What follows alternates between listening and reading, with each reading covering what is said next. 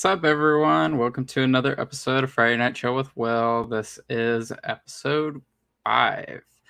So tonight, I don't really have anything in particular I'm going to be talking about because I could not figure out what I wanted to talk about. I've been tired mostly all week.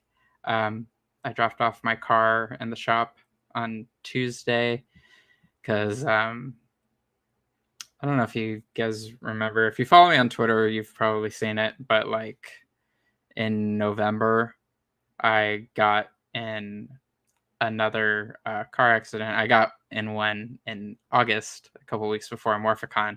And then literally the week I got my car back from getting fixed for that, I got hit again. So that was cool on the other side of my car. So that one wasn't as severe as the first one.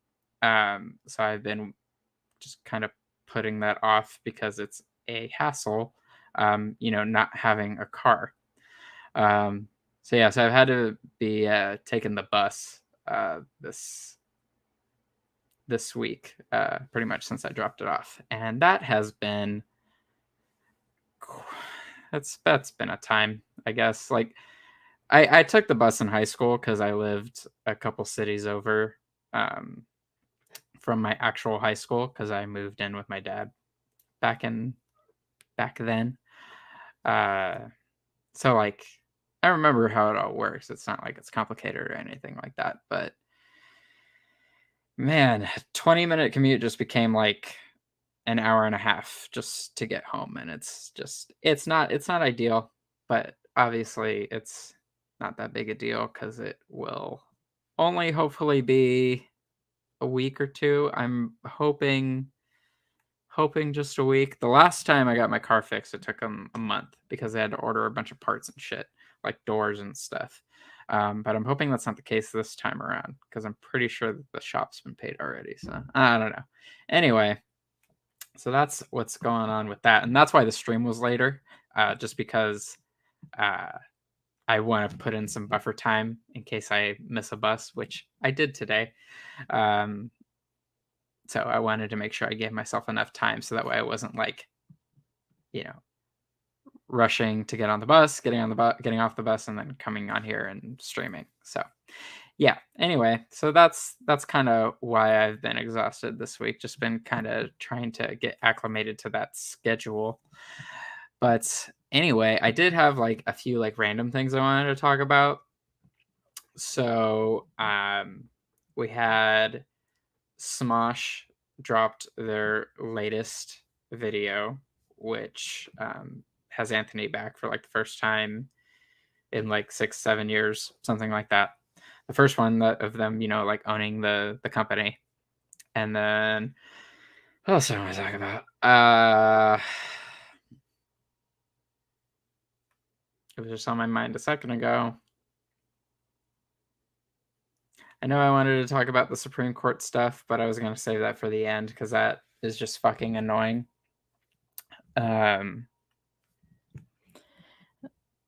The fandom shit that happened for the Power Rangers fandom this week. We'll mention that. We won't dedicate too much time to that, but we'll mention it just because. And I was gonna mention, for some reason, I was gonna mention the submarine, the little thing that, the little freaking tin can that had the rich people in it, and it imploded or whatever. Because why wouldn't it have imploded? Anyway, but let's talk about that new Smosh video because I thought that was one of the first times I think ever someone has done a reboot type of thing, and well, it's not even like a reboot, but just like kind of like gone back to something, and it's like perfectly like seamless. Because I've actually watched it a few times because I was like, man, this is so crazy, and like I was like trying to like really think about it and process it, because I'm just like, is it just because it's like nostalgic or something like that? But I'm like watching it, and it's just like I've been watching a few of Smosh's like old sketch videos the past week or so, or when ever since they announced that they bought it, and I just thought it was so crazy because it was just like it was like not a day had passed since the last time Ian and Anthony were on screen together. And like that is absolutely like insane to me to have like that type of chemistry with someone. Like I thought that was like super cool. And what was nice was it didn't seem like, I don't know, it didn't seem like their comedic style changed. It seemed like the same type of nonsensical stuff that they were doing like 10, 15 years ago, I guess, at this point. Um, but I don't know. It just felt like they all that changed was they were just a little bit older. So I don't know. Like I think that's super cool. Like, and that's very special for those two to like be able to have that type of chemistry where I don't know, they just mesh so well together. So that made me really excited for these next few this new era of Smosh videos, because I mean the two of them have both said in like all these videos that they've been posting that like they've been really struggling to find an identity for the main channel, and like uh that was very apparent because like they were very much banking on like the Smosh Pit channel and Smosh games and those types of things. Um, but I think this is really cool, and I hope they're able to continue doing it. Uh, yeah. So anyway, that was cool. What else happened this week? Um, we had Oh yeah, we had the fandom stuff. Okay, so let me just mention that. Okay, because I feel like this comes up like all the time now, and I just want to dedicate like a minute or two to it. So, I mean, if you're unfamiliar, if not on Twitter or keeping up with any of that stuff, then you missed what I have dubbed uh, Toku Doomsday Tuesday, or Toku Twitter Doomsday Tuesday. That's what I called it. Um, so I guess what even triggered it? So people were getting pressed that we don't have like a Cosmic Fury trailer or anything like that yet, even though we don't really have an air date for it yet. So I don't know why we would have a trailer yet. Um, so people have been getting antsy about that, and I think in doing that, Simon Bennett, the executive producer for the show, was trying to kind of like prod, I don't know, just like prod conversation.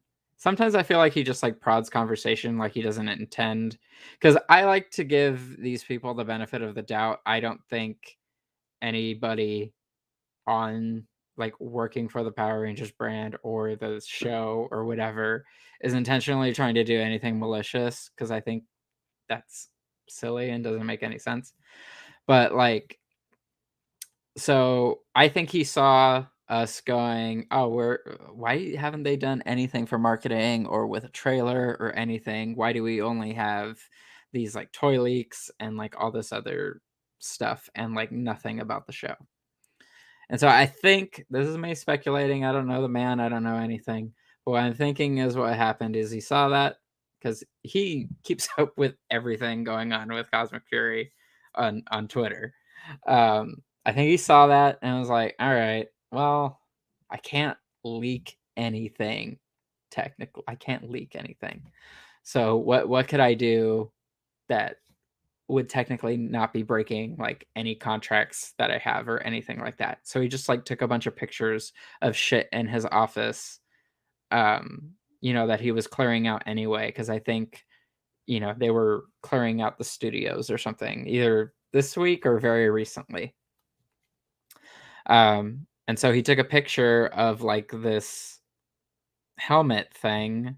Well, there were 3 helmets. It was a Dino Charge Gold, Red Beast Morphers, and in the middle was like this Lord Zed looking thing, but it like had a spiky mohawk and it looked kind of like a robot.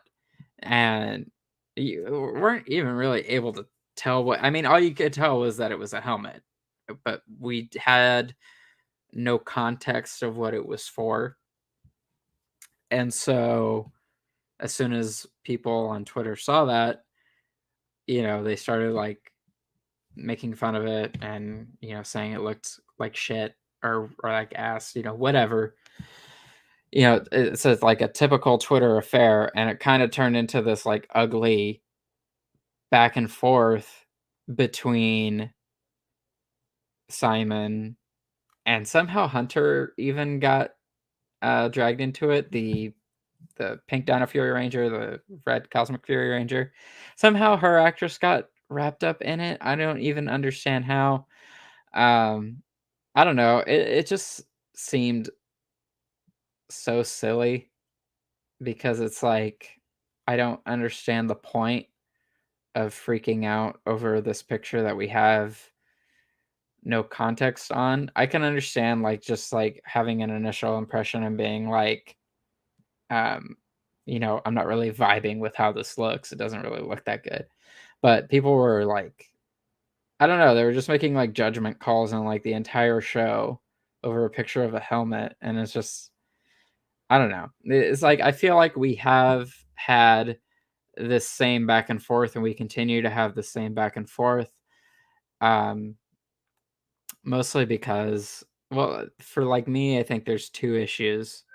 And the first one is just, I don't know why people feel so comfortable tagging Simon Bennett in so many things on Twitter. Like, they think he needs to be a part of every Power Rangers fandom discussion. And they think that just because they know his Twitter handle, that they can just tag him in shit and include him in conversations. And I think the thing that's important with like fandom things and like productions and like the things we like and that type of stuff is like making sure we know where our boundaries are, because we should have those. And like with creatives and like people who work on the show, I think it's always good to have, firm boundaries, both on their end and on our end. So I don't know. I feel like it's mad unnecessary to be tagging an executive producer for a show. Like I don't get it. Like I don't get, because it's so, they just tag him in the most mundane things. If someone even thinks about an idea, for Power Rangers or whatever, they immediately tag him to have him weigh in on the topic. And we don't need his opinion all the time on everything. That's why I think like cons and like, interviews and stuff like that, like moderated spaces where like people can ask questions are like really important for fandom communities to have, because you don't need to have access to these people all the time, and you shouldn't feel like you have access to these people all the time just because you know their Twitter handle. Like you shouldn't feel comfortable just tagging them in a million different fucking things just because you feel like it or you're curious about what they have to say. Like, because the reality is they don't need to be a part of every conversation the community is having, because on the flip side of that, you have the people in the community talking about, um, like these creatives and the actors and blah blah blah, and a lot of people like, and just this is in a lot of the circles that I find myself in anyway, with Rangers, they're very hot headed and they don't think about what they're saying before they say it, and I've been guilty of doing that too. I've run my mouth on a person who's worked on the show before, but I don't know, man. Like it, like especially this week, like some people were just being like totally rude. Um, to Hunter and Simon, and it's just like, well, they're acting all defensive and stuff. It's like, well, yeah, they're watching all these people on the internet like talk shit about this thing that is not even out yet. That's the fucked up thing, is like the thing isn't even out yet, and you have all these people talking shit about it.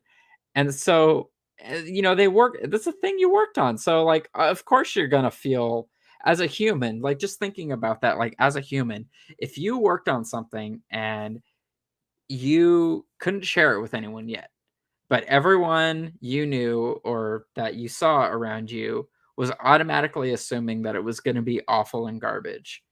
Like if you saw that, you would that would suck, and you would feel a little defensive. So it's hard not to empathize with them a little bit, because like like they're just being human. Of course they're going to be defensive. They worked hard to make this thing for people to enjoy, and then they got all these people who like haven't even watched the thing they made saying it sucks, and that doesn't make any fucking sense. Like it doesn't make any sense at all, you guys. So I don't understand why you're surprised. And of course, they're going to respond once they're tagged in it. Like, because there's like two things that are true in this scenario. They should not be getting tagged in these conversations by random people in the community. And we should not be talking to them like in the way that we're talking to them. Like that's just, both of those things are true. So I don't know what we got to do with to get these people to like stop tagging Simon and just other Ranger related people in these fandom discussions. I don't know if like a bunch of us just got to start collectively blocking people and just like as a community like draw a line in the sand and being like, listen, when it comes to like fandom discussions and like speculation and stuff like that, like we really should just keep this to a fandom only space. You know what I mean? Like we really shouldn't be involving any of the people from production in this. It doesn't make any fucking sense to do so. I think it's important to have those moderated spaces to interact with the cast and crew, you know, and no one gets hurt that way. And, we can still ask critical questions, because I think people think they just, they think, these guys aren't open to hearing criticisms. Actors hear fucking criticism all fucking day. Anyone who works on TV and film, that's all they hear all day is fucking criticism about what they're doing. But it's all about context and where those criticisms are coming from. If they're coming from a place where you're just trying to be malicious and be a douchebag, then your criticism kind of ain't worth shit. I don't know how to tell you, like I hate to break it to you, but it's kind of true. um and also, it also depends on your experience. Like if you are a random person on Twitter and you're trying to tell like a camera operator or something that the way they filmed something sucks. Well, what are your qualifications to even critique that? And could you do any better? I think those are important things to consider when you are trying to talk to these people. So, any hoozles. Just wanted to mention that whole thing because it was just very silly. You know, uh, I I go back and forth on Simon Bennett. Like, he seems fine. He seems like a fine guy. Um, I've had my share of frustrations with him when he first started interacting a bunch with people on Twitter and blah blah blah. but I am trying my best to probably look at it from his side, in addition to the fandom side. I understand why people are frustrated, but also like we could really like dial it back and like if we just fix a problem in our community by like getting people to stop tagging him all the fucking time and everything, then I think we could see that other side of the problem just kind of like adjust and fix itself, and everything would be all hunky dory after that. So, and anyway, that's it. That's all I wanted to say about that. Um, Eugene hopped in while I was in the middle of that. Hi, Eugene. Sorry, I wasn't ignoring you. I was just trying to make sure I didn't lose my train of thought. So, uh, yeah, so that was a thing. That was another thing that happened this week. What else happened this week? Let me scroll through. Let me do a quick scroll through Twitter and see what's going on. It's David Archuleta wearing a tank top because he seems to wear tank tops all the fucking time these days. I'm not complaining about that. It's just an observation.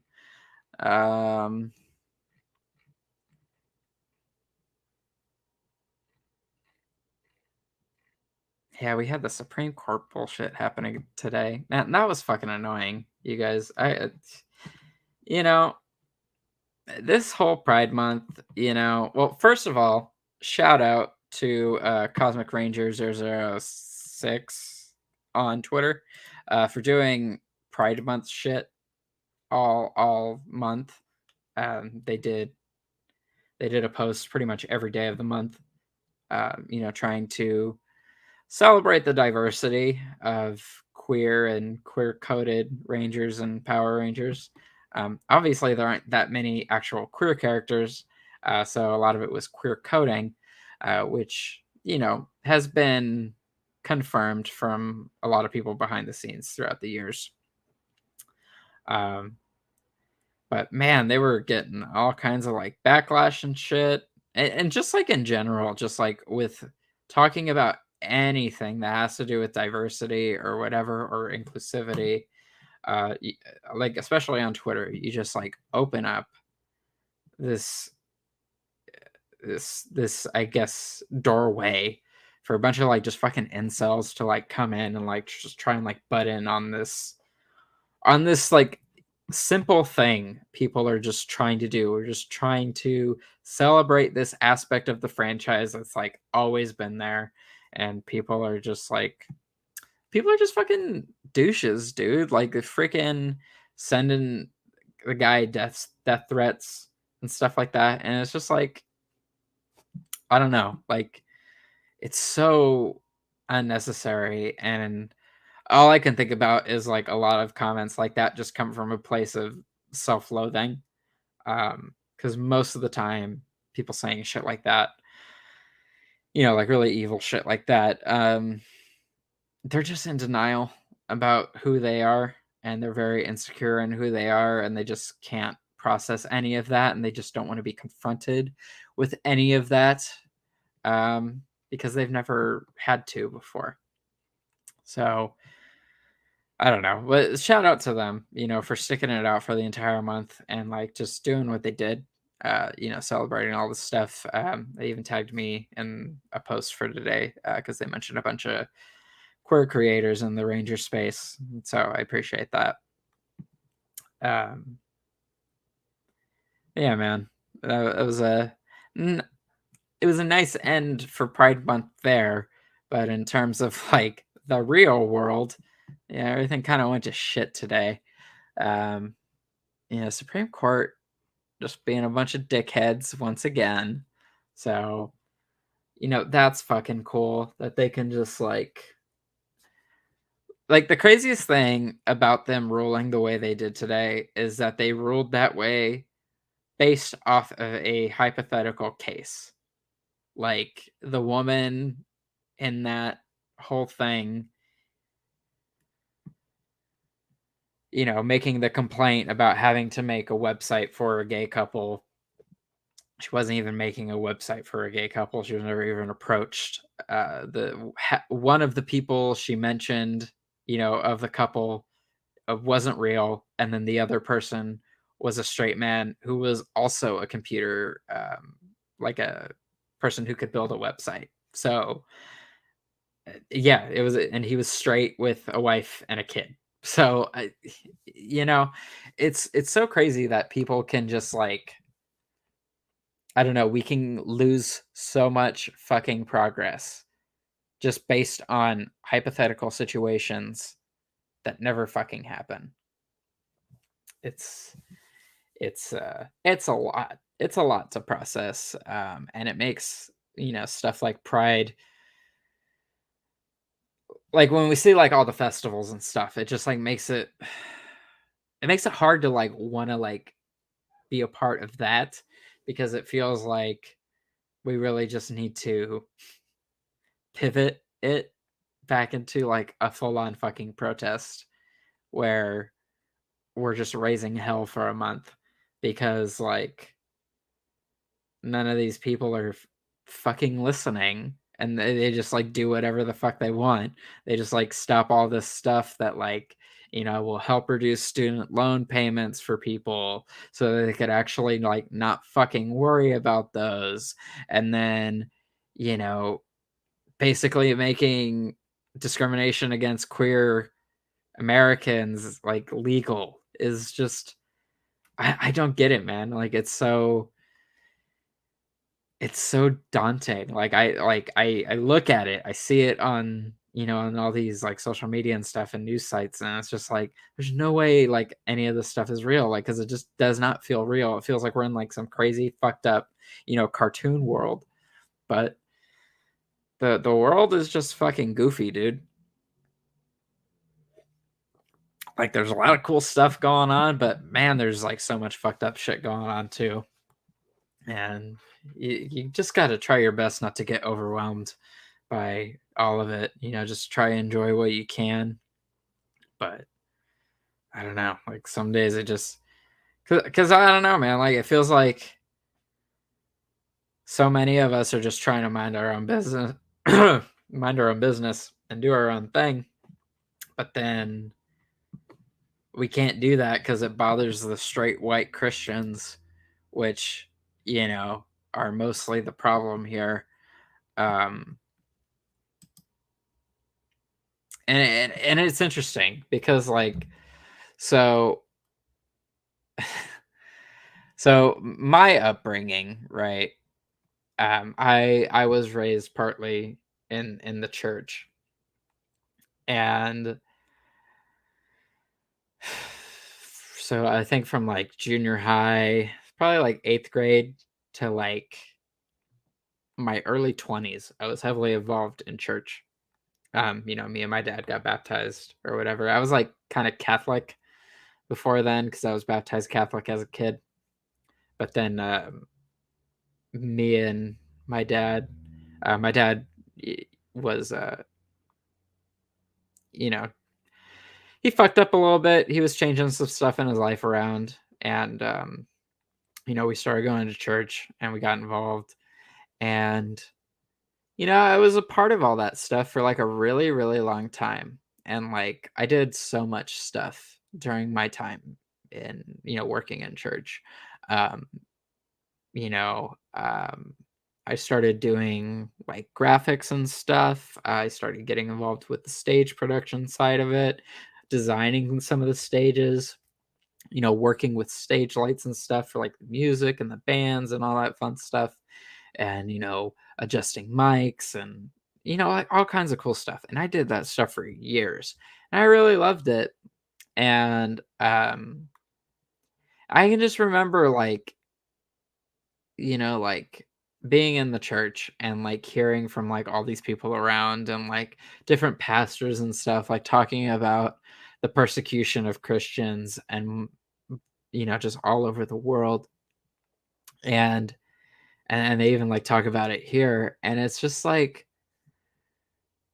we talk about like grooming and propaganda and all that type of stuff, and there was just so much of that like just happening in the church. you know and it's like that's such much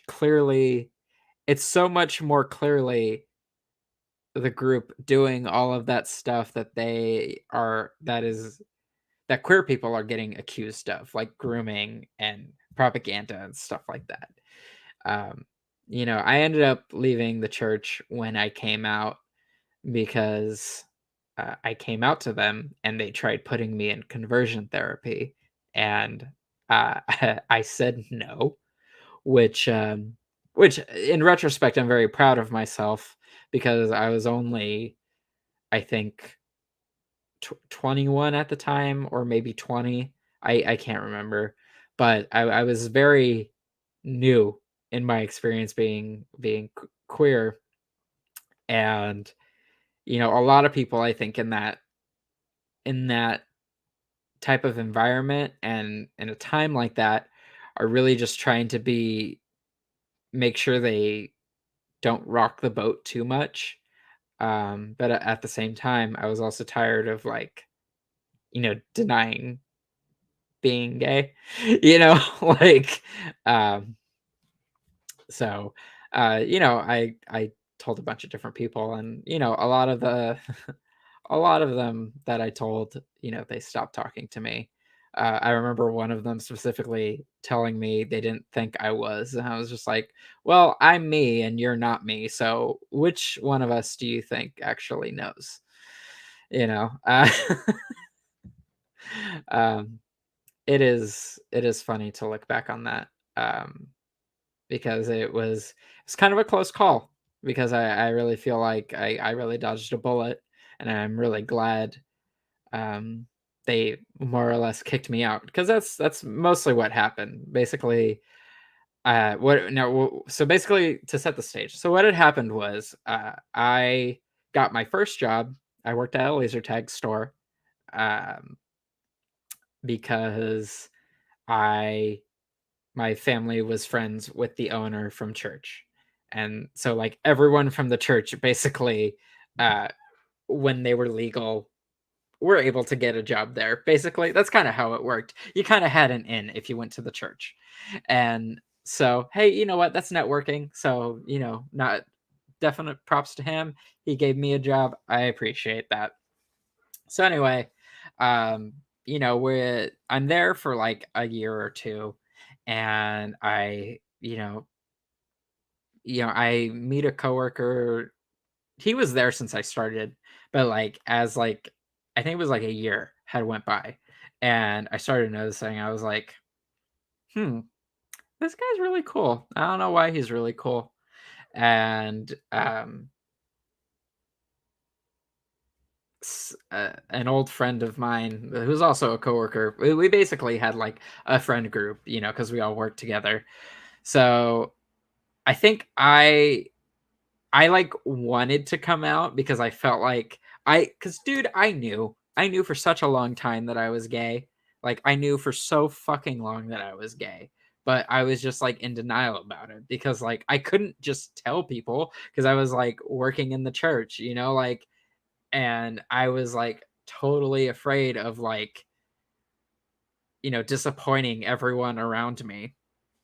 And so, um, I I was a shift supervisor like pretty early on, so I was like closing up the register one night, and she was there keeping me company because it was only us, and it was like really late at night. And so, I'm counting out the drawer, and I think I make. Oh, what up, King? Rollover Queen is in the chat. What's up, man? I'm going over my coming out story. I didn't mean to do that, but I feel like it's unintentionally a good way to cap out Pride Month. Anyway, so um, what was I saying? Okay, yeah. So I'm counting out the drawer, doing my thing. Um, and I had just been wanting to come out for so long, or like just prod at someone to just like let them know that I was gay. And so I made like some kind of like passive comment about like having a crush on someone. And she was like, once she heard that, she was like, "Is it someone here?" And I was like, maybe. And then after that, she was like prodding like so fucking hard, like prodding so fucking hard. And so eventually she prodded enough, and I told her it was one of my coworkers, and she was like, "Oh my god!" And that was like the first time I like came out. It's like I had just like admitted like I had a crush on a guy, and I was just like, "Oh my god, I can't believe I just fucking said that."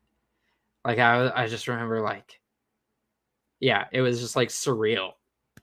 So like that happened, right? And so I was like, fuck, what do I do now? Because like at the time, after high school, I became a youth leader for the junior high and high school kids at church. And so I was doing that stuff, and like doing stuff with the stage, um, soundboard, visuals, all that shit, right? And so I'm like, well, fuck, man, what am I gonna do?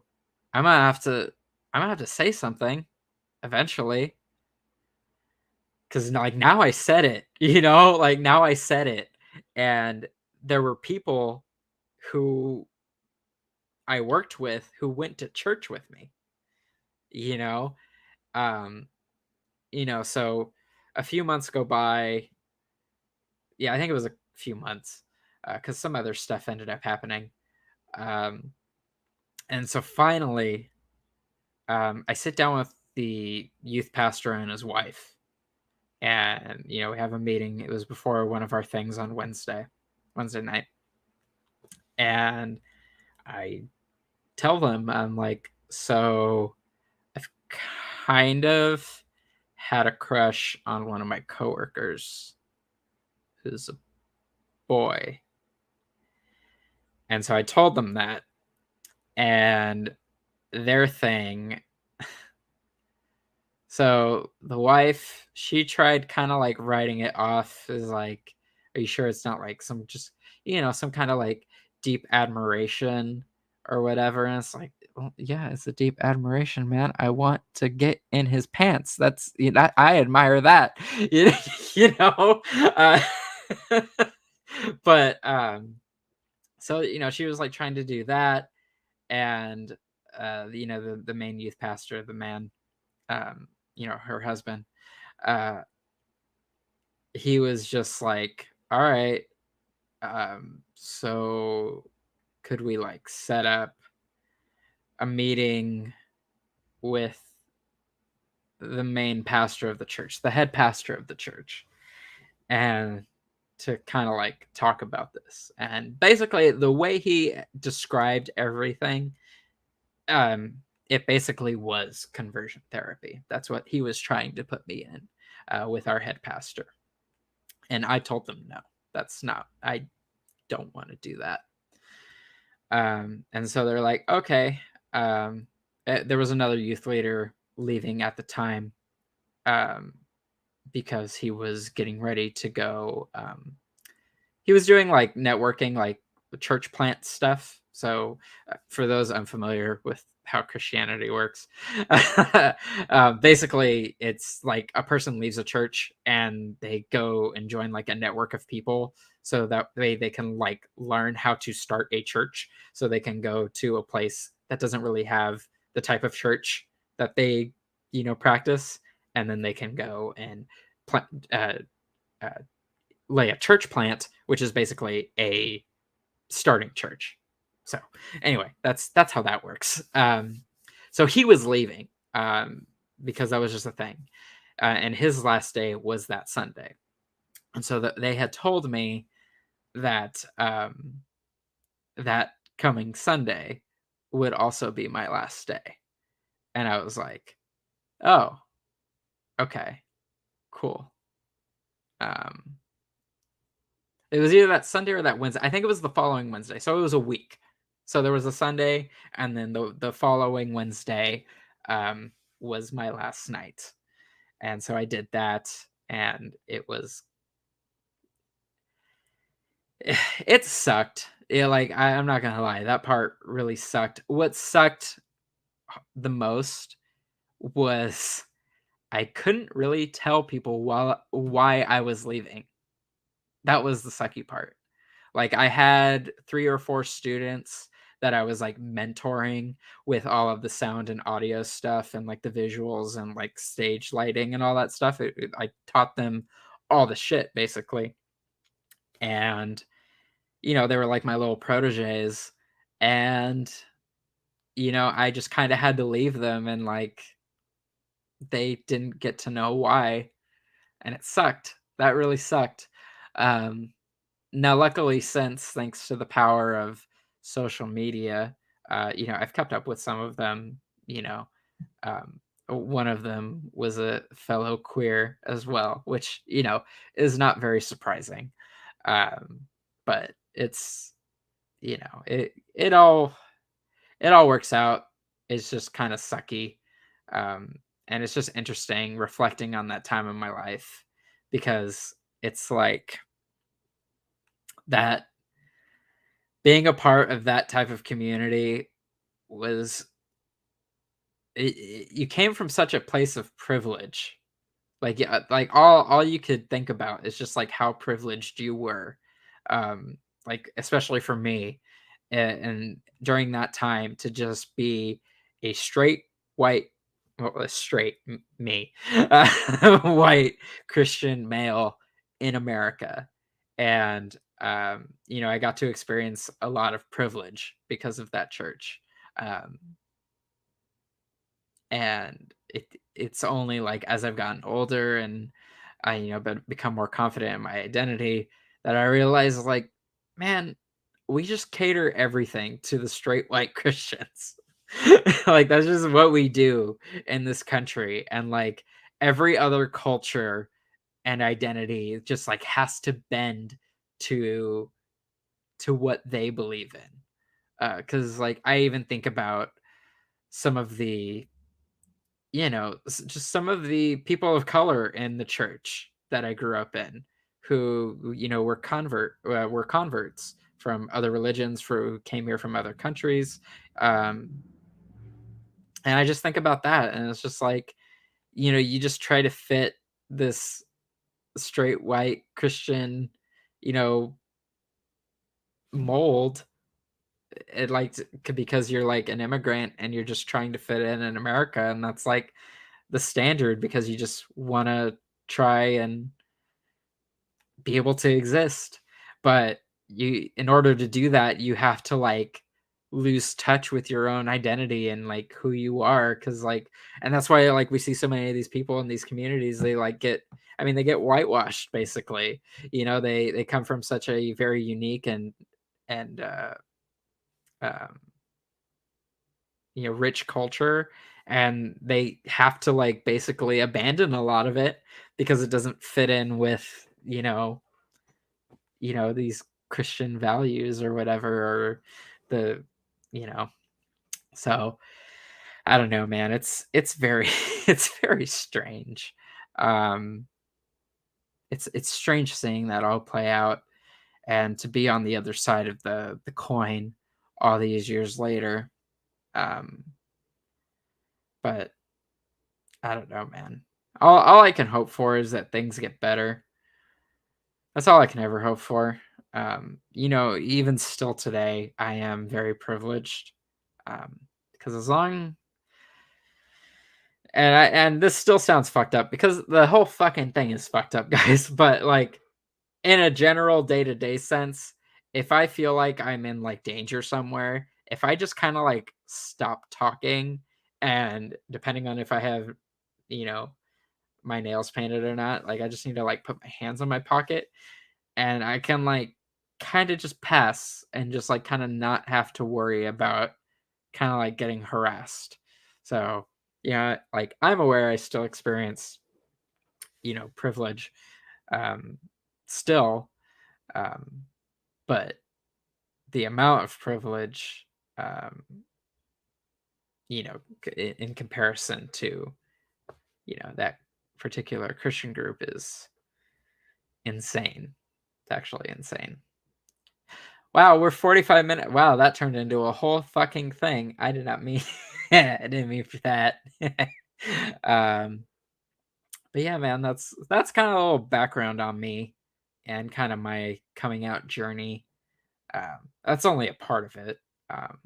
coming out was like a very long thing. Um, and it was a long process. And I would say only within the last mm, probably like 4 or 5 years. Probably like the only, yeah, because I've been out for like 10, 10, probably 10 years at this point. So probably like only half of that I've actually like fully embraced like who I am now. And um because I because I think you try to navigate it, right? Because like I think you when you come out, you try so hard not to change anything around you, because that's the worst thing that can happen when you're thinking about coming out, because you don't want things to change because you like things the way they are, but you have to like be honest with people, right? And you can't like lie to people anymore. And um the sorry, I lost my train of I lost my train of thought. Oh my god, I'm super professional, guys. Um, but yeah, so like you don't want things to change. So when you come out the first time, right? You just try so hard to just remain being the person you were. The only difference is now you're queer. Now you're bi, now you're trans or whatever. And what you don't realize is like when you're coming out is like you are stepping into an entirely new identity, like an entirely new identity. And it's just like, because, we always have people complain of like, it's like, well, why do you make being gay your entire personality? It's like, because it's who we are. It's not our entire personality. It's just being queer is who we are. And in order to do that, we have to be willing to embrace all the parts of our culture, right? And, for a long time, I was very hesitant to do that when I first came out, because I was like, I was trying to be like these conservative, queer people, these conservative gay men on Twitter and stuff, basically trying to be a pick me and just being like, oh, see, look, I'm not like the other gays. I only just like men, but I'm still like the same. Like I was really trying that, and uh, I got very lucky because I feel like I could have fallen down at some point this like little alt-right gay pipeline and become, one of these stupid stupid white gay men going off about, being a conservative and stuff. Because like that was like my biggest fear, was like changing who I was completely. But what I didn't realize was a caveat to, coming out was just you do have to change, because it's who you were because who you were before is not who you were. You were just pretending to do all of that stuff. You were just pretending to be a different person because you were just trying to survive. That's usually what it comes down to. Is just a lot of us were just trying to survive and do our own thing, and not have to worry about being harassed or whatever. So it's a process, man. Take some time. So I mean, like if you've only come out recently, um, you know, just just recognize you're not going to have your shit together right away. I'm 10 years in. I still don't really fully get how it all works. Um, it's a process. You take it one day at a time, and and when I say like, I'm not saying like you need to enjoy everything that you know queer culture has to offer, because some things just aren't for you, and that's like just true in everything in life. Like there's just some stuff that isn't for you, and that's fine. But as long as you're willing to just try it out, or like go see a show or something or whatever, and just be like, okay, that was cool, but it wasn't for me. It's still not really something I'm interested in. And that's fine. And you can continue like doing your own thing, having fun, being queer in your own unique way. Because there's not one right way to do it. Um, and I think people need to be more mindful of that and give themselves a little bit more grace. Because there is not one right way to be queer. So I hope you all know that. But yeah, man, that was a weird pivot. Uh, I don't know how we got on this topic, but I'm kind of glad it did, because it was thematic. It fits in with Pride. You know, I know Pride has been weird this year, and in the coming years, it will probably still feel weird. But just take those moments to enjoy being queer, and just have fun during this month. But any hoozles. Yeah, we're at 50 minutes. So I think I might just call it here tonight, guys. But thank you so much for listening tonight. Shout out to all of you. Let's just do some, announcement type things. So the channel was almost at 1,000. I think it was 2 subs away from 1,000. Okay, now it's 3. Now it's 3 subs away from 1,000. Okay, that's cool. So we are very, very close to 1,000 subs. So very, very close. So if you are not subbed to the YouTube channel already, please do that. We are so close to 1,000. I would very much appreciate that. You can also follow the podcast on Spotify, Apple Podcasts, wherever you find your podcasts. But yeah, man, we're almost there. We're almost at that milestone. I'm really excited about it. I have next week's topic already in mind. It is very absurd. It was a thing I saw, and I read it, and I'm like, that looks so fucking dumb, but I still want to talk about it. So, yeah, I needed about a week to like kind of get some research together. And it's not going to be, I want to preface this with that it's not going to be good research. Okay. It's going to be very base level, but I just want to entertain this stupid thing. So anyway, so I hope you all will enjoy that. I will post what it is next Wednesday over on my Twitter. If you're not following me there, well, you should be. Actually, the Twitter actually hit 700 followers today, so that's cool. That's always cool to see. So yeah, thank you for that as well. But yeah, man. So that'll be a thing next Friday. I hope you guys are excited about that. Thank you so much for tuning in tonight. If you guys are doing stuff for Pride this weekend, I hope you all are safe. I hope you all have fun. Yeah, man. If you have a long weekend because of 4th of July, enjoy that shit, bro. And I will see you for another Friday Night Chill next week.